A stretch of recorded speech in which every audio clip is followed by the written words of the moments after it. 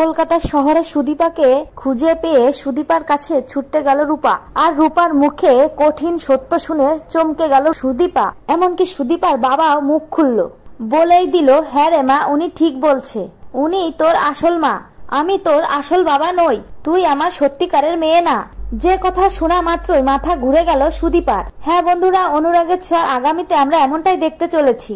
Medical কলেজে প্রথম স্থান হয়েছে সুদীপার, যেটা নিয়ে তোলপাড় শুরু হয়ে গেছে সুদীপার গ্রামে।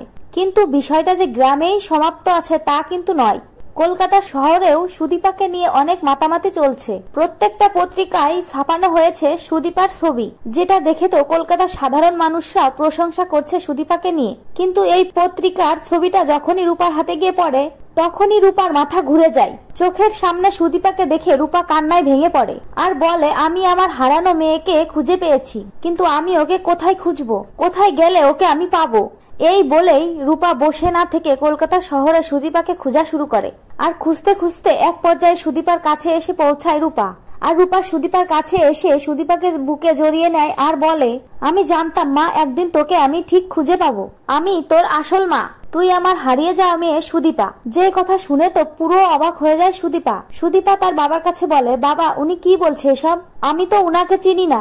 তখনই সুদীপার বাবা বলে, মারে, ও সত্যই বলছে, ও যা বলছে সবটাই সত্য, তুই আমার আসল মেয়ে নয়, আমি তোর আসল বাবা নই, উনি তোর আসল মা।